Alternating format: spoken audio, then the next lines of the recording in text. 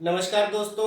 आज हम बात करेंगे रोहतक लोकसभा सीट को लेकर। आप सभी को पता है, देश के प्रधानमंत्री नरेंद्र मोदी, भाजपा के राष्ट्रीय अध्यक्ष अमित शाह और पूरी भाजपा हाईकमान की फोकस रोहतक की लोकसभा सीट को लेकर है, जहां से दीपेंद्र सिंह हुड्डा कांग्रेस की टिकट पर 3 बार सांसद रह चुके हैं और एक बार फिर से चुनावी मैदान में है। वहीं भाजपा की तरफ से डॉक्टर अरविंद शर्मा को चुनावी मैदान में उतारा गया है। कई नई और खिलाड़ी भी दावेदारी पेश कर रहे हैं। इन सब चीजों को लेकर चर्चा करेंगे वरिष्ठ पत्रकार डॉक्टर सतीश त्यागी के साथ। सर, कैसा लग रहा है? रोहतक का माहौल कैसा है? क्या कुछ रहेगा? किसका पलड़ा भारी लग रहा है फिलहाल आज की तारीख में? देखिए, ये कहना मुश्किल है किसका पलड़ा भारी है, लेकिन जैसे शुरुआत हुई थी इस चुनाव की, नामांकन तो अभी हुआ नहीं है। उससे पहले की बात आपको बता रहा हूँ, जब अरविंद शर्मा मैदान में भी नहीं आए थे। तो चूंकि इस सीट पे एक ऐसा सांसद है जो पिछले 15 वर्षों से लगातार इस क्षेत्र का प्रतिनिधित्व कर रहा है। दूसरी बड़ी बात ये कि उनके पिता ने 10 साल हरियाणा को नेतृत्व दिया है मुख्यमंत्री के रूप में। तो ये सीट बहुत ज़्यादा महत्वपूर्ण इसलिए भी हो गई कि पिछले चुनाव में 2014 में जो पूरे देश में मोदी जी की वेव चल रही थी, तथा कथित लहर चल रही थी, सुनामी चल रही थी, उसमें भी रोहतक का दुर्ग जो है ध्वस्त नहीं हो पाया था। तो भारतीय जनता पार्टी के नेताओं को कहीं मलाल है कि वो सपना जो कभी सुनामी में भी पूरा नहीं हुआ, तो शायद उसको वो अब कर लेते। एक जिद सी, एक जुनून सा उनके दिमाग में है कि रोहतक पर किसी भी तरह से विजय हासिल करनी है। अब चूंकि भारतीय जनता पार्टी के प्रत्याशी मैदान में आ चुके हैं डॉक्टर अरविंद शर्मा के रूप में, तो अब भारतीय जनता पार्टी की कोशिशें और तेज हो गई हैं। और जो रणनीति लेकर वो चल रहे हैं पिछले 2.5-3 वर्षों से, जो उन्होंने एक कोशिश की थी पूरे इस क्षेत्र के, विशेष हरियाणा की भी राजनीति को जाट गैर जाट में विभाजित करने की, तो उसका ये अंतिम प्रयोग है। आप अब उन्हें कहने में कोई संकोच नहीं है। वो ये कह सकते थे पहले कि 2016 के दंगों जो हुए हैं वो स्वतः स्फूर्त थे और हमारी उसके जरिए राजनीति को ध्रुवीकरण करने की कोई कोशिश नहीं थी, या अन्य कारणों से भी वो कह सकते हैं, अपने आप को पाक साफ सिद्ध करने की कोशिश कर सकते हैं। लेकिन अब ये बिल्कुल शीशे की तरह साफ हो गया है। अरविंद शर्मा को एक गैर जाट प्रत्याशी को मैदान में उतार के कि भारतीय जनता पार्टी की पिछले 3 वर्षों की जो कोशिश थी वो असल में अब कामयाब हो गई है। और अब कोई कहीं पर कोई धुंधलापन नहीं है, बिल्कुल साफ है। ये इलेक्शन दुर्भाग्यपूर्ण है, बहुत गलत है, लेकिन पूरी तरह से जात पात पर हो रहा है, जाट और गैर जाट के नारे पर हो रहा है। सर, मैं आपसे सबसे पहले ये सवाल पूछना चाहता हूँ कि जैसे कि आपने कहा 2014 में मोदी लहर के बावजूद दीपेंद्र सिंह हुड्डा यहाँ पे अच्छे खासे मतों से विजयी हुए थे। तो तब क्या रीजन रहा था कि मोदी लहर, जब पे सब ऐसे ऐसे सांसद भी जीत गए भाजपा के जो कि कभी सोच भी नहीं सकते थे, वहाँ पे दीपेंद्र सिंह हुड्डा बच गए? देखिए, 2014 का चुनाव में दीपेंद्र सिंह हुड्डा इसलिए बच गए कि जो भी सारी प्रक्रिया शुरू हुई है भारतीय जनता पार्टी की, जमीनी राजनीति शुरू हुई है ध्रुवीकरण की, वो 2016 से शुरू हुई है। 2014 में लोगों को ये आभास नहीं था कि इतनी बड़ी लहर चल रही है, और लहर वो पूरे देश में भी नहीं थी। अगर आप देखेंगे तो मोदी जी को 31% वोट ही मिला था। लेकिन बड़ी बात इसलिए थी कि हरियाणा जैसे प्रांत में जब भारतीय जनता पार्टी का पहले कोई आधार नहीं रहा अतीत में, वहां पर उसे अनपेक्षित सफलता मिली, अनएक्सपेक्टेड सक्सेस मिली। तो उस दृष्टि से हम सोचते हैं कि 7 सीटें जीतने वाली भारतीय जनता पार्टी रोहतक के किले को क्यों नहीं जीत पाई। वो उतना आसान नहीं था। लेकिन उसके बाद से लगातार सरकार ने, हरियाणा की सरकार ने पूरी कोशिशें की हैं, और राष्ट्रीय नेतृत्व को एक से हरी झंडी मिली है कि आप इस राजनीति पर चलिए ताकि हम रोहतक की इस सीट को जीत सकें। सीट हर एक महत्वपूर्ण है भारतीय जनता पार्टी के लिए, लेकिन रोहतक हॉटेस्ट सीट है, जो कि कहीं ना कहीं एक कांटा उनके दिमाग में चुभा हुआ है, और इस पर विजय हासिल करना उनका लक्ष्य है। मैं आपसे सर ये पूछना चाहूँगा, जैसे कि कांग्रेस सांसद दीपेंद्र सिंह हुड्डा लगातार कह रहे हैं कि उन्होंने रोहतक का बहुत ज़्यादा विकास किया है, जितना कोई सोच भी नहीं सकता। उनका वो मिशन है कि रोहतक को विकसित करना है। क्या ये सच में उनके दावे सही हैं? पर पिछले 15 साल में उन्होंने रोहतक का क्या कुछ विकास किया है और कितना विकास किया है, उसको आप कैसे देखते हैं? देखिए, रोहतक के जो विकास के दावे हैं कांग्रेस पार्टी और दीपेंद्र सिंह हुड्डा के, वो काफ़ी हद तक सही है। और वो केवल किसी एक दो व्यक्ति नहीं, आप कहीं भी पूरे संसदीय क्षेत्र में चले जाएं तो आम धारणा लोगों की है कि दीपेंद्र सिंह हुड्डा ने, बेशक उनके अपने पिताजी का प्रभाव था, वो मुख्यमंत्री थे, उससे इतर भी बहुत कोशिशें की और इस क्षेत्र को विकसित क्षेत्र की कैटेगरी में वो लेके आए। बहुत बड़े बड़े एजुकेशन इंस्टीट्यूशन जो हम कभी कल्पना नहीं कर सकते कि रोहतक जैसे शहर में IIM आएगा, IIT आएगी, एम्स की ब्रांच आएगी, और इतने बड़े लेवल पे उन्होंने डिस्पेंसरीज बनी है, PHCs बने हैं, एजुकेशन इंस्टीट्यूशंस बने हैं, तो अपने आप में एक बहुत बड़ी उपलब्धि है। दूसरी जो सड़कों का नेटवर्क है, आप रोहतक से किसी भी तरफ चले जाएं आपको 4 लेन रोड मिलेंगी। ये एक असाधारण स्थिति है। मुझे नहीं लगता भारत में कोई शहर इतना ज़्यादा वेल कनेक्टेड है। तो विकास के कार्यों के जो उनके दावे हैं वो अपने आप में ठीक है, उससे कोई चुनौती नहीं दे रहा। सर मैं अभी अरविंद शर्मा जी के बारे में बात करना चाहूँगा। जैसे कि चलिए भाजपा ने गैर जाट वाला कार्ड अपना खेला है, वो तो ठीक है, लेकिन क्या वो दीपेंद्र सिंह हुड्डा के खिलाफ कुछ मतलब कि उनके सामने कुछ खड़े होते हैं कि भाई गैर जाट को छोड़ते हुए कि भाई वो भी कई बार सांसद रह चुके हैं, निर्दलीय भी रह चुके हैं और पार्टी के तौर पे भी रह चुके हैं, तो क्या वो खड़े होते हैं दीपेंद्र सिंह हुड्डा के सामने? देखिए, दो व्यक्तित्वों का हम आकलन करें, दीपेंद्र सिंह हुड्डा और डॉक्टर अरविंद शर्मा का। अरविंद शर्मा भी 3 बार सांसद रहे हैं, सोनीपत के रहे हैं, 2 बार करनाल के रहे हैं, ठीक है। और दीपेंद्र सिंह हुड्डा यहाँ के रहे हैं। अब अरविंद शर्मा को एक हमें सॉफ्ट कॉर्नर ये देना पड़ेगा कि वो रोहतक का उन्होंने कभी नुमाइंदगी नहीं की, तो रोहतक का विकास तो वो करा नहीं सकते थे। लेकिन अगर वो चाहें तो ये कह सकते हैं कि जब मैं सोनीपत का सांसद था तो मैंने ये विकास के कार्य किए, और 2 बार जब मैं करनाल को रिप्रेजेंट कर रहा था तो करनाल की सूरत मैंने बदल दी। अगर वो अपना वो रिपोर्ट कार्ड भी पिछले 3 चुनावों का यहाँ दीपेंद्र सिंह हुड्डा के मुकाबले में लाएं तो लोगों को एक सुविधा होगी दोनों का आकलन करने का। उससे ये पता चल जाएगा कि किस व्यक्ति में कितनी काम करने की क्षमता है। लेकिन आप देखें कि उसी करनाल लोकसभा क्षेत्र से, आज उसी के विधानसभा क्षेत्र से मुख्यमंत्री हमारे आते हैं, और उन्होंने ये कहा 2014 में कि करनाल बहुत पिछड़ा हुआ शहर है और हमने करनाल को रोहतक की बराबरी में लाना है। इसका मतलब मुख्यमंत्री ने खुद ये 2014 में मान लिया कि करनाल एक पिछड़ा हुआ क्षेत्र है, और आज भी विपक्ष जो है मुख्यमंत्री पे आरोप लगा रहा है कि करनाल में कोई काम नहीं हुआ, करनाल शहर की स्थिति अपने आप में बहुत खराब है। तो अरविंद शर्मा जी को बहुत अपने आप में बचाव में बहुत कुछ कहना होगा, और ये चुनाव बिल्कुल सही समय होता है जब प्रत्याशी अपनी अपनी बात कहे। तो अगर विकास की दृष्टि से हमने तुलना करनी है तो अरविंद शर्मा जी को मेरी सलाह ये है, और उनको करना ये चाहिए कि वो अपने सांसद होते जो उनके कार्य उनके क्षेत्र में रहे हैं, कम से कम उतना यहाँ बता दें, और उसकी तुलना दीपेंद्र हुड्डा के कार्यों से हो जाए। लेकिन सर जैसे कि आपने कहा कि अरविंद शर्मा को ये चीज़ें करनी चाहिए, लेकिन अगर आप उनके भाषण देखेंगे अभी तक तो वो दीपेंद्र हुड्डा, भूपेंद्र हुड्डा कांग्रेस के ऊपर निशाना साध रहे हैं, लेकिन कहीं पे भी अपने काम को नहीं बता रहे। इसको आप कैसे देखते हैं? देखिए, ये राजनीतिक लफाजी एक चीज़ होती है, पॉलिटिकल कंपल्सन्स होते हैं, और मैं उसको बहुत ज़्यादा गंभीरता से नहीं लेता, क्योंकि जब आप कहीं दूसरे पाले में खड़े होते हैं तो वहाँ की भाषा बोलते हैं। अरविंद शर्मा एक बहुत महत्वाकांक्षी नेता है, उनकी इच्छा ये है कि वो किसी तरह से हरियाणा के मुख्यमंत्री बने। उनकी जो शुरुआत है वो बड़ी एम्बिगुअस स्टार्ट है। वो सोनीपत से आए, अचानक राजनीति में कूदे, और एक इतिहास उन्होंने रच दिया निर्दलीय प्रत्याशी के रूप में वहाँ जीत के, तो वो चर्चाओं में आ गए। उसके बाद में वो शिवसेना में भी गए, उसके बाद में राष्ट्रवादी कांग्रेस पार्टी में गए, कांग्रेस में भी गए, 2 बार सांसद रहे, और एक वेवरिंग उनकी पॉलिटिक्स रही है कि वो समय के साथ कहीं भी पाला बदल लेते हैं। ये उनके व्यक्तित्व की खास पहचान है। इसी क्रम में वो बसपा में भी गए। बसपा में 2004 में मायावती जी ने ये कहा कि हम इनको मुख्यमंत्री पद का दावेदार बना रहे हैं बीएसपी में। अब आप देखिए, बीएसपी की मायावती बहुत पहले ये कह चुकी है कि हरियाणा जाट राज्य से तंग आ चुका है और हमें गैर जाट मुख्यमंत्री चाहिए।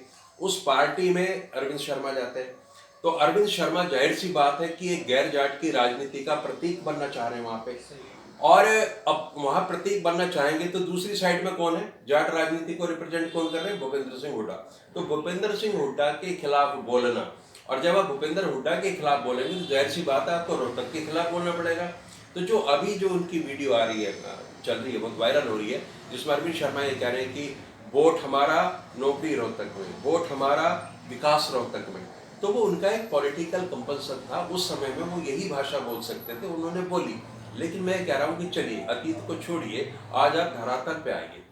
बिल्कुल सीधी सीधी बात, आप अपने आप में कितनी कैपेबिलिटी है किसी कॉन्स्टिट्यूंसी को डेवलप करने की, वो आपको 3 बार मौका मिला, क्या वो कर पाए? दीपेंद्र सिंह हुड्डा को मौका मिला, उनको एक्स्ट्रा पॉइंट था कि 10 साल उनके पिताजी मुख्यमंत्री थे। चलो थोड़ा सा आप माइलेज उनको दे दीजिए, लेकिन कहीं तो आपको विकास के मुद्दे पर राजनीति करनी है। लेकिन दुर्भाग्यजनक है कि वो जब से यहाँ आए हैं, ऐसा मैं ये नहीं कह रहा कि पहले जाट गैर जाट की बात नहीं थी, लेकिन उन्होंने भी इसी धारा को पकड़ा है, वो इसी चीज पर चल रहे हैं, और उसके परिणाम धरातल पे देख रहे हैं। सर जैसे कि आपने वीडियो की बात करी, मैं उसी टॉपिक पे आने वाला था कि वीडियो वायरल हुई है, कई और चीज़ें उनको लेकर वायरल हो रही है। जैसे कि पानीपत में एक रैली में दीपेंद्र सिंह हुड्डा के साथ वो थे, भूपेंद्र सिंह हुड्डा की उन्होंने सबसे फेवरेट जो पसंदीदा गुलाबी पगड़ी कही जाती है वो पहनी हुई थी। वहाँ पे उन्होंने बकायदा ये बयान भी दिया था कि हुड्डा ने जितना विकास किया है 100 साल में कोई नहीं कर पाएगा। अब वो यहाँ पे आके इसी तरीके के बयान दे रहे हैं कि भी हुड्डा ने कुछ नहीं किया है। और जैसे कि आपने इस वीडियो की वायरल की बात वीडियो वायरल हुई उसकी बात करी कि भाई उसमें वो कह रहे हैं कि रोहतक के साथ ज़्यादा किया गया है कंपेयर टू बाकी सबके साथ। और वहीं पे भाजपा कहती है जब वो बाहर होते हैं रोहतक से कि रोहतक का कोई विकास हुआ है, बहुत ही विकास हुआ है, भी सबके साथ भेदभाव किया गया बाकी जिलों के साथ और हमने सभी जिलों का समान विकास किया है। रोहतक में आते ही वो कहते हैं कि भी रोहतक का कोई विकास नहीं किया है और मनीष ग्रोवर जी ने और जो भाजपा की जो सरकार है उन्होंने विकास किया रोहतक का। तो इसे आप कैसे देखते हैं? और क्या रोहतक की जनता, में एक बात और जोड़ना चाहूँगा, क्या रोहतक की जितना जो जनता है उतनी इतनी समझदार है कि वो इन बयानों को देख के समझ के वोट करेगी? देखिए, वोट जनता कैसे करेगी, ऐसा कभी नहीं होता कि अगर 100 मतदाता हैं तो वो एक तरीके से वोट करेंगे। मैं ये भी नहीं कह रहा कि जो सोशल इंजीनियरिंग के तहत चुनाव हो रहा है इसमें सारी जनता रह जाएगी, लेकिन बहुत बड़ा हिस्सा उस आधार पर वोट करेगा। बहुत बड़ा हिस्सा कैंडिडेट के पर्सनैलिटी को देख के भी वोट करता है। कुछ लोग ऐसे भी हैं जो विकास कार्य को लेकर वोट करते हैं। तो कुल मिला के एक मोटी मोटी छवि मतदाता के दिमाग में बन जाती है। विकास के मुद्दे पर कहीं कोई परेशानी नहीं है। कांग्रेस पार्टी का दीपेंद्र सिंह हुड्डा का रिकॉर्ड बहुत बेहतर स्थिति में है। आप देखिए, 67 सीटें 2005 में कांग्रेस को मिली थी और 2009 में जब चुनाव हुए हैं, भूपेंद्र सिंह हुड्डा दोबारा मुख्यमंत्री हैं, तब सीटें मिली 40। इसका मतलब 27 सीटें कांग्रेस ने खोई। वो सीटें इसलिए खोई कांग्रेस ने कि कांग्रेस पर, भूपेंद्र सिंह हुड्डा पर ये आरोप लगा कि उन्होंने केवल और केवल रोहतक क्षेत्र का विकास किया, तो उसकी उनको पॉलिटिकल सजा भी मिल गई। ठीक है, सजा तीसरी बार भी मिली जब कांग्रेस 15 सीटों पे आके टिक गई। कांग्रेस का मतलब यहाँ भूपेंद्र सिंह हुड्डा ही है, ना राहुल गांधी है ना सोनिया गांधी है, मान के चलिए फ्रेंचाइजी इनके पास में है। तो वो हार हो जीत हो सबकी जिम्मेवारी उन पे है। तो रोहतक के विकास को तो सब लोगों ने माना है, उससे ईर्ष्या की है और इस काम के लिए प्रदेश के बाकी हिस्सों में भूपेंद्र सिंह हुड्डा को पनिश किया गया। ये तो हो नहीं सकता। अब रही इन 5 वर्षों में विकास की बात, तो विकास क्या है, एक्चुअल में एक ऑन गोइंग प्रोसेस है। आप सरकार बदल जाए, कहीं 3 मंजिल की बिल्डिंग बन रही है तो आप उसे बीच में थोड़ी छोड़ देंगे, चौथी मंजिल आपने खड़ी करनी है। बहुत से ऐसे प्रोजेक्ट हैं जो कांग्रेस के समय में शुरू हुए थे। केएमपी की बात करें तो it is original idea Om Prakash Chautala का था, उनकी सरकार चलेगी, उसको कांग्रेस सरकार ने आगे किया। अब कंप्लीशन इनके टाइम में हुआ है, तो हम ये नहीं कह सकते कि श्रेय केवल इनको जाता है। श्रेय वो पिछली पूर्ववर्ती सरकारों को भी जाता है और जिसका ये ब्रेन चाइल्ड है, जिसके दिमाग से चीज निकली उसको भी जाता है, बेशक आज वो कहीं भी हो। तो ये ऑन गोइंग प्रोसेस है। तो अगर भारतीय जनता पार्टी ये कह रही कि उसने भी रोहतक में विकास किया है तो बिल्कुल किया, एलिवेटेड रोड बनाया शहर में। लेकिन दीपेंद्र सिंह हुड्डा ये कह रहे हैं कि वो कोई एक इंस्टीट्यूट नहीं ला पाए, वो मेट्रो का एक पिलर आगे नहीं बढ़ा पाए। तो जो आपके प्रतिद्वंदी हैं वो सवाल उठा रहे हैं, आप उनके भी तो जवाब दीजिए। बात को तोड़ मरोड़ कर दूसरी ओर ले जाना, इस कला में बहुत दक्ष है भारतीय जनता पार्टी के लोग। अगर विकास को ही मुद्दा बनाना है तो विकास पर एक लंबी चौड़ी बहस हो जानी चाहिए। और मेरी सलाह ये है कि जो भी बीजेपी को रिप्रेजेंट करें वो और दीपेंद्र सिंह हुड्डा आपके सामने टेलीविजन पे बात कर ले, आंकड़ों के साथ बात कर ले, ताकि विकास वाले जो विवाद इनके साथ से इनकी पूरी तरह से खात्मा हो जाए। वैसे तो सर ये सब होता नहीं है ना रोहतक में, ना हमारे देश में पीएम मोदी और राहुल गांधी एक साथ डिस्कस करें। लेकिन अब मैं आता हूँ रोहतक के मुद्दों को लेकर। जैसे कि आप देख रहे हैं देश भर में चुनाव हो रहे हैं, इस समय लोकसभा के चुनाव चल रहे हैं, 2 फेज के चुनाव हो भी चुके हैं, लेकिन कई जरूरी मुद्दों को लेकर बातचीत नहीं हो रही है, रोजगार को लेकर बातचीत नहीं हो रही है, जो भी प्रोपेगेंडा चलाया जा रहा है उसकी वजह से, जिसकी वजह से भी। लेकिन रोहतक के अगर मैं आपसे मुद्दे जानना चाहूँगा, इस बार जब प्रत्याशी चुनाव में जा रहे हैं, लोगों से मिल रहे हैं, बातचीत कर रहे हैं, तो रोहतक के क्या मुद्दे हैं, रोहतक को क्या चीज़ों की खास जरूरत है कि इन चीज़ों को ठीक करना काफ़ी जरूरी है, चाहे कोई भी सांसद बने या विधायक बने आगे जाकर? देखिए, रोहतक संसदीय क्षेत्र के मुद्दे अगर मैं बात करूं बेरोजगारी की, तो बेरोजगारी तो एक राष्ट्रीय समस्या है, पूरे प्रदेश में है। केवल रोहतक की बात बेरोजगारी में नहीं आ सकती। जहां तक इंफ्रास्ट्रक्चर की बात है तो रोहतक उसमें सेल्फ सफिशिएंट है, उस पर कोई बहुत ज़्यादा करने की जरूरत नहीं है। रोहतक शहर की मैं बात करूं तो यहाँ ट्रैफिक का कंजेशन है जो एलिवेटेड रोड से भी नहीं बन पाया, तो उसके लिए कि ना कोई स्थायी समाधान ढूंढना पड़ेगा। क्वांटिटी काफ़ी है, अब सवाल है क्वालिटी का, कि आपके पास मेडिकल कॉलेजेस हैं, आपके पास हॉस्पिटल हैं, आपके पास इंजीनियरिंग कॉलेज हैं और प्रोफेशनल कोर्सेज हैं, उनकी क्वालिटी क्या है। अब आपको क्वांटिटी जब एक बार पूरी हो जाए तो क्वालिटी पे फोकस करना होगा। क्या हम हमारे जो ग्रेजुएट्स निकल रहे हैं प्रोफेशनल, वो इतने सक्षम है कि वो निकलने के बाद सीधे सर्विस सेक्टर में जा सकते हैं। जहां मोदी जी ने कहा स्किल जनरेशन, ट्रेनिंग की जरूरत है, ट्रेनिंग की जरूरत है कि एम्प्लॉयबिलिटी नहीं है। अगर हमारे 100 इंजीनियर निकल के जा रहे हैं तो जो कंपनीज हैं जो उनको हायर कर रही हैं वो ये कह रही है कि इनमें से 70 या 72 ऐसे हैं जो हमारे किसी काम के नहीं हैं। तो सारा फोकस वर्तमान के लिए भी और भविष्य के लिए भी आपको क्वालिटी एजुकेशन पे देना पड़ेगा, क्वालिटी हेल्थ सर्विसेज पे देना पड़ेगा। आप रोहतक मेडिकल कॉलेज यूनिवर्सिटी की बात कीजिए, PGI-MSA, वहाँ की मशीनें खराब होती हैं, डायग्नोस्टिक मशीनें खराब होती हैं, वेंटिलेटर्स की कमी है। तो इसको कौन दूर करेगा? आप एजुकेशन दीजिए, बेस्ट क्वालिटी एजुकेशन और बेस्ट हेल्थ सर्विसेज दीजिए, प्राइमरी हेल्थ सेंटर पे दीजिए। अब आपको फोकस वहाँ होना चाहिए। भारत के अन्य क्षेत्रों के मुकाबले, प्रदेश के अन्य क्षेत्रों के मुकाबले हरियाणा का ये जो क्षेत्र है हमारा रोहतक वाला, ये इंफ्रास्ट्रक्चर के लिहाज से बहुत अच्छी स्थिति में है। सारा ध्यान अब हमें ऐसा प्रतिनिधि चाहिए जो इसकी क्वालिटी पे फोकस करे। आपके पास क्वालिटी के प्रोफेशनल्स होंगे जो निकलेंगे, जिनको एक्सपीरियंस होगा फील्ड का भी, तो उनको जाहिर सी बात है जॉब मिलेगी। बहुत बच्चे अपने दम पे, अपनी प्रतिभा के बलबूते पे देश की प्रतिष्ठित कंपनियों में जा रहे हैं जॉब करने, वो भी तो यहीं से निकले हैं। तो अगर आज 10 बच्चे निकल रहे हैं तो हमारे रिप्रेजेंटेटिव को ये चाहिए कि 5 वर्षों में वो इतना काम करें क्वालिटी एजुकेशन में कि वहां से 50 बच्चे निकलने लगे। तो ये जो बेरोजगारी का जो लोड है वो अपने आप कम हो जाएगा और सरकारी क्षेत्र में जाके नौकरी करने का आकर्षण कम होगा, क्योंकि पीयर ग्रुप में जब बच्चे देखेंगे कि इस बच्चे ने बहुत मेहनत की, इस तरीके से उसने काम किया, वो वहाँ पहुँच गया है, तो वो सरकारी नौकरी का आकर्षण छोड़ के उस क्षेत्र में जाएगा। तो इसमें विजन की जरूरत है। अगर हमारे रिप्रेजेंटेटिव में फ्यूचर ओरिएंटेड विजन नहीं है तो वो कोई भी चुना जाए उसका कोई लाभ नहीं है। अरविंद शर्मा भी हाईली एजुकेटेड है, उन्होंने डेंटल सर्जन है, वो पोस्ट ग्रेजुएशन किया, और हाँ बिल्कुल, और दीपेंद्र हुड्डा भी हैं।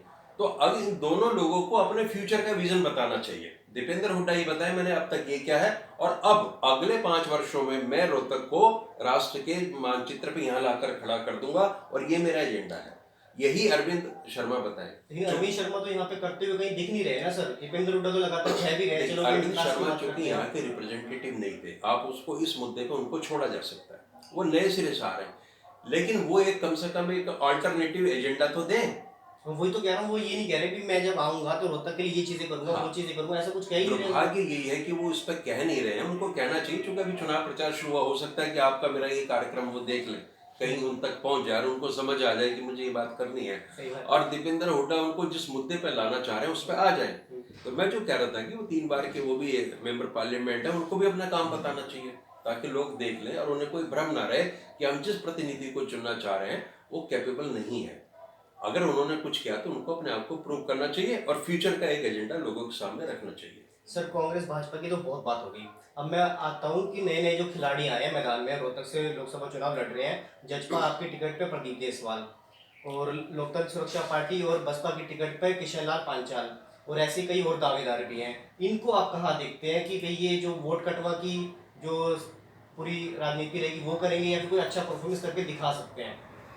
कांग्रेस भाजपा के अलावा 3 प्रतिनिधि और हैं, और वो अगर और लोग होते, जिस मान लिया इंडियन नेशनल लोकदल और जजपा, चूंकि चौधरी देवीलाल एक बहुत बड़े कद्दावर निकल रहे हैं हरियाणा की राजनीति के, उनमें से 2 पार्टियां निकली हैं, इसलिए वो मैटर कर रही है। राजकुमार सैनी की पार्टी इसलिए मैटर कर रही है कि राजकुमार सैनी भी लंबे समय से गैर जाट की राजनीति कर रहे हैं। अगर सामान्य स्थिति में 3 लोग ये और होते तो इनकी चर्चा नहीं होती। चूंकि चौधरी देवीलाल यहाँ से चुनाव जीते हैं और उनकी ये कर्म भूमि रही है, तो ये अपेक्षा की जा रही है कि उनके जो तीसरी जनरेशन है ये कैसे परफॉर्म करती है। तो उनका यहाँ एक आधार रहा भी है, इंडियन नेशनल लोकदल का एक आधार रहा भी है, जो पिछले कुछ वर्षों में उसका बहुत बड़ा हिस्सा भूपेंद्र सिंह हुड्डा की कांग्रेस की तरफ खिसका है। तो उनके लिए टेस्टिंग पॉइंट है इस क्षेत्र में। उनको चुनाव तो उनको लड़ना ही था और लड़ना भी चाहिए। तो अब यहाँ वो एक जज कर पाएंगे कि उनका भी ग्राउंड कितना बचा है। चूँकि पार्टी में विभाजन हुआ है, 2 गुटों में बटी है, तो उस चीज़ का भी पता चल जाएगा। उन दोनों दलों में आपस में ही एक प्रतिस्पर्धा है कि कौन सा सरवाइव करेगा। तो वो कांग्रेस या बीजेपी से उनका इतना महत्व नहीं है। हाँ, ये है कि अगर हम जाट नॉन जाट पोलराइजेशन की बात करें तो प्रदीप देसवाल चूँकि लोकल है, आपका यूथ है, स्टूडेंट लीडर है और जाट भी है, तो कहीं ना कहीं वो टेंट लगाएगा। चूँकि आप ये देखेंगे ये एक स्थिति रहती है, देवेंद्र हुड्डा को भी लगा, अगर ये भी हो सकता है कि जाटों का अगर एक समूह भारतीय जनता पार्टी की ओर देख रहा हो, तो उसे एक विकल्प और मिल गया within caste, within community, Pradeep Deswal के रूप में। या तो से एक धर्मवीर धर्मवीर वो फौजी भी भी है, करे हैं, वो भी क्योंकि वो सैनिक पृष्ठभूमि से आते, तो हो सकता है कि कुछ इस लिहाज से लिया हो कि सैनिकों का बहुत बड़ा यहाँ होल्ड है, विशेषकर झज्जर के क्षेत्र में। तो दोनों ही पार्टी मुख्यतः देवेंद्र हुड्डा को डैमेज करने के लिए काम करेंगी, और उसका थोड़ा बहुत असर उधर भी पड़ेगा, क्योंकि अगर बाइपोलर इलेक्शन होता तो जाट मतदाता के सामने दो अल्टरनेटिव थे, आइदर कांग्रेस और बीजेपी। अब कहीं बीच में एक ऐसी चीज खड़ी हो गई है कि जहां उनके प्रति सहानुभूति हो सकती है, वहां वोट देने जा सकते हैं। इस चुनाव में एक अच्छी बात ये रही है कि मैं कभी कल्पना नहीं करता था कि एक बिल्कुल ऑर्डिनरी बैकग्राउंड से आने वाला कोई छात्र नेता, प्रदीप देशवाल सामान्य परिवार से आता है, उसको एक पार्टी ने टिकट दिया है। तो एक अच्छी शुरुआत है, छात्र राजनीति को थोड़ी सी प्रमुखता मिलनी शुरू हुई है। बहुत कोई लंबा चौड़ा ये लोग प्रभाव इलेक्शन पर डालेंगे, ऐसी मेरी समझ नहीं है। सर अगर रोहतक की बात करें और जाट आंदोलन की हिंसा की बात ना हो तो फिर चलेगा नहीं वो काम, मुझे तो लगता है। तो मैं बात करना चाहूँगा ये जो जाट आरक्षण के दौरान जो रोहतक में हिंसा हुई थी वो मुद्दा बना हुआ है पिछले 2 साल से। मनीष ग्रोवर ने लगातार बयान दिए, दीपेंद्र सिंह हुड्डा और हुड्डा परिवार के ऊपर पूरा आरोप लगाया गया कि उन्होंने रोहतक को जलवाया था। इधर से दीपेंद्र सिंह हुड्डा कह रहे हैं कि प्रकाश सिंह कमेटी की जो रिपोर्ट आई थी उसे क्यों बाहर लेकर नहीं आ रहे हैं, तो इसको आप कैसे देखते हैं? देखिए, रोहतक किसने जलवाया ये तो चूंकि जांच के बाद पुष्टि होगी। मुझे थोड़ी सी समस्या ये है भारतीय जनता पार्टी के साथ में कि उसके बाद दंगों से लेके अब तक आप सरकार में है, प्रदेश में भी और केंद्र में भी, अगर आपको लगभग 3 साल बाद भी ये नहीं पता कि किसने दंगे कराए और आप सिर्फ आरोप लगा रहे हैं। रिपोर्ट तो आ चुकी है ना सर, जो हरियाणा सरकार प्रकाश के सिंह पास है। कमेटी की रिपोर्ट का कुछ हिस्सा पब्लिक में है, कुछ सीक्रेट है जिसको आप नहीं कर रहे, तो न आपको जानकारी उसकी ना मुझे जानकारी। जब तक आप विधानसभा में पटल पर चीज को नहीं रखेंगे तो ये सारी चीजें चलती रहेंगी। मैं ये कह, मेरा सवाल ये है कि 3 साल बाद भी ये कंफ्यूजन क्यों है कि रोहतक किसने जलवाया? भारतीय जनता पार्टी कह रही, कांग्रेस वो सरकार में भी है, वो ये कह रहे कि हमने नहीं जलवाया, इन्होंने जलवाया। तो जलवाया किसने, ये प्रश्न का उत्तर अभी किसी के सामने नहीं है, केवल कयास है और लोग अपने अपने समर्थकों के समर्थन के हिसाब से इसकी व्याख्या करेंगे। स्थिति ये है, चूंकि लीगली कुछ नहीं है। सबसे महत्वपूर्ण प्रश्न ये है कि जब रोहतक जला तो उस समय एक सरकार होती है, हर जगह जब भी कोई कांड होगा एक सरकार होगी। वो हिसार में भी सरकार थी जब बाबा रामपाल पे अटैक हुआ, और पंचकुला में भी थी। केवल रोहतक ही नहीं, उन दोनों स्थानों पर भी सरकार जैसी चीज लोगों को दिखी नहीं। दिखी है तो हिंसा हुई है।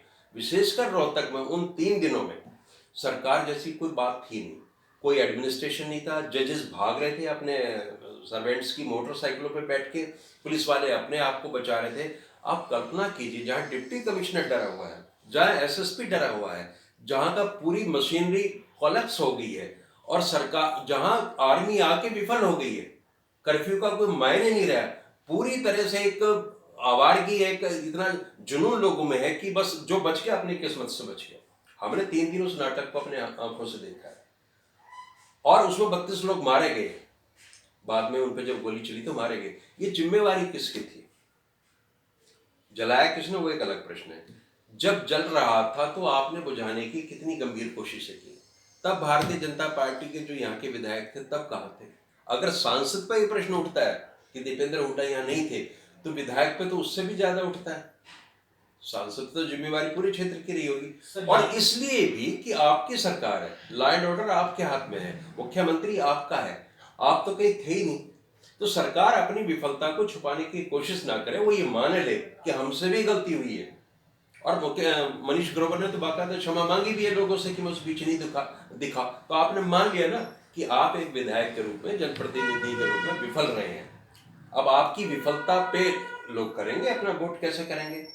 सर मैं भाजपा के बारे में बात करना चाहूँगा। भाजपा यहाँ पे जाट और गैर जाट का जो कार्ड खेल गया है, इससे समाज के ऊपर क्या असर पड़ेगा? क्योंकि चुनाव तो आते चले जाते हैं और ये जो सांसद बनेगा वो भी बनेगा, कहीं फिर कहीं और बनेंगे, ये सब होता रहेगा, लेकिन समाज के ऊपर क्या असर पड़ेगा? क्योंकि रोहतक शहर की जब बात की जाती है तो ऐसा माना जा रहा है कि दीपेंद्र सिंह हुड्डा को रोहतक शहर में काफी नुकसान होने वाला है जब वोट बैंक की हम बात करते हैं, और ऐसा भाजपा प्रचार कर रही है। और ये कहा जा रहा है कि कांग्रेस भी इस चीज को मानती है, इसलिए लगातार कोशिश की जा रही है कि रोहतक शहर को फिर से दीपेंद्र सिंह हुड्डा से जोड़ा जाए। इसे आप कैसे देखते हैं? देखिए, राजनीतिक दल क्या करते हैं ये उनको अधिकार है। कांग्रेस की अपनी राजनीति है, भारतीय जनता पार्टी की अपनी राजनीति है, वो क्या चाल चल रहे हैं, दूसरे वाले क्या काउंटर चालें चल रहे हैं, उस पर ना आपका अधिकार है ना मेरा अधिकार है, और उनको अधिकार है कि वो इस तरह की चीज़ें करें। लेकिन जागरूक जनता लोकतंत्र में इन चीज़ों को देखे, इस खेल को समझे कि कौन क्या खेल खेल रहा है। भारतीय जनता पार्टी को भी वही सुविधा मिलनी चाहिए, खेल के नियम अलग अलग नहीं हो सकते। अगर कांग्रेस कुछ चीज़ें कर रही है तो भाजपा भी करेगी और अन्य दल भी करेंगे। सवाल ये है कि लोग उस चीज़ को, रोहतक शहर जैसे लोग थे, बहुत परिपक्व लोग हैं, एजुकेशन सिटी कहते हैं इसको, उनको ये समझ होनी चाहिए। अगर वो केवल संकीर्णताओं पे वोट कर रहे हैं, जाति आधार पे वोट कर रहे हैं, तो ये मैं हार मानता हूँ यहाँ की जनता की। इस स्थिति का, इस सिनेरियो का लाभ पॉलिटिकल पार्टीज उठाती है। पॉलिटिकल पार्टी की अपनी शक्ति क्या है? आप देंगे ना शक्ति, तो जनता देगी।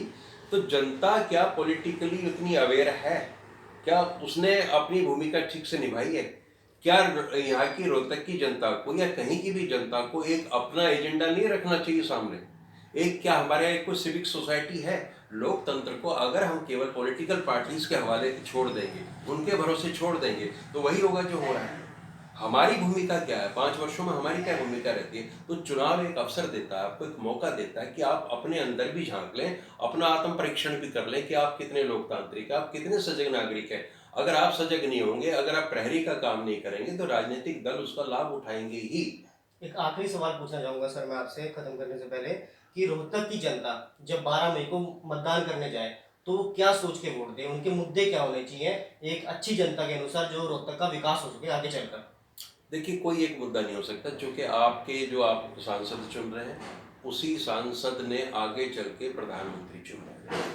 भारत में जब चुनाव होते हैं पार्लियामेंट के, तो वो केवल लोकल इश्यूज पे नहीं होते, स्टेट के इश्यूज पे नहीं होते, राष्ट्रीय मुद्दे तो बहुत प्रमुख हैं। चूंकि हमने एक केंद्र की सरकार चुननी है, तो जो भी मतदाता जाए वो 3 स्तर पे उसे विश्लेषण करना होगा कि राष्ट्रीय स्तर पे पिछले 5 वर्षों में जो सरकार रही है, उसने कितना नेशनल इंटरेस्ट को प्रोटेक्ट किया है, कितना उसने डेवलपमेंट किया है, और एक प्रधानमंत्री के रूप में श्री नरेंद्र मोदी ने कितना काम किया है, उस पर उन्होंने मतदान करना है। मोदी जी को पहली बार नहीं आ रहे, वो 5 वर्ष की अपनी उपलब्धियां भी सामने लेके आ रहे हैं। उसमें तमाम चीजें हैं, उसमें नोटबंदी भी है, उसमें जीएसटी भी है, उसमें स्किल इंडिया भी है, और उसमें मेक इन इंडिया भी, तमाम स्कीम्स हैं। उसमें उज्ज्वला भी है, जिसके माध्यम से उसमें जनधन योजना भी है। तो अगर कुछ नेगेटिव सेट्स हैं तो पॉजिटिव सेट्स भी हैं। अब केवल बातों के आधार पर चुनाव नहीं हो रहा। एक प्रधानमंत्री, एक पार्टी अपने 5 वर्ष के शासन को लेकर जनता के बीच में जा रही है, एक तो वो चीज है। और उस बीच में 5 वर्षों में अगर कुछ गलत नीतियां थी, तो अपोजिशन ने, जिसे वो मानते हैं कि ये अपोजिशन है, उसकी भूमिका क्या रही, या क्या उनमें उनको कोई संभावना नजर आती है, ये उस स्तर पर निर्णय होगा। फिर आप देश में प्रदेश भी समाहित है, तो आपने यहाँ के मुद्दे भी देखने हैं कि यहाँ आपका जो सांसद चुना जाना है, उसकी प्रदेश और हमारे संसदीय क्षेत्र में क्या उसकी पर्सनैलिटी, क्या उसकी काम करने की शैली है, वो उस पर आप कितना भरोसा कर पाएंगे। तो तमाम तरह के इश्यूज हैं। लेकिन मेरी एक निवेदन मतदाताओं से ये है कि हम 67 साल से चुनावों में जा रहे हैं, और हमारे हर चुनाव, नगर पार्षद से लेकर सांसद तक, किन मुद्दों पे हो रहे हैं?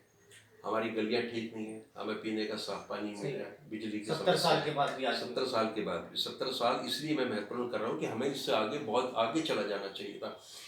दिक्कत कहाँ है कि जो पार्षद आप चुन रहे हैं वो अपना काम नहीं कर रहा, या उसको नहीं करने दिया जा रहा। जो विधायक चुना जा रहा है वो काम नहीं कर रहा, कहीं वो बंधा हुआ उन चीज़ों में, और सांसद भी।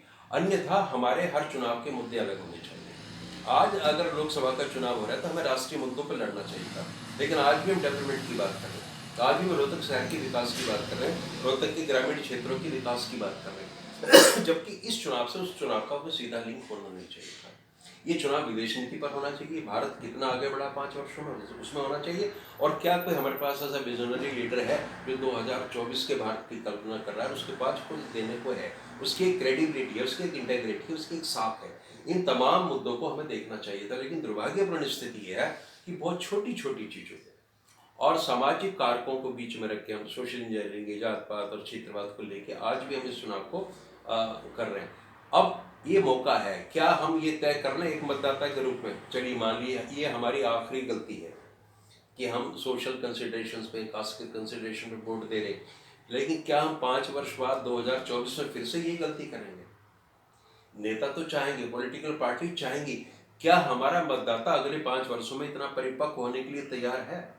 क्या वो अपना टाइम इस लोकतंत्र को बचाने के लिए देगा, समझने के लिए देगा? क्या वो अपने आप को इम्प्रूव करेगा? रॉ मटेरियल तो यही है।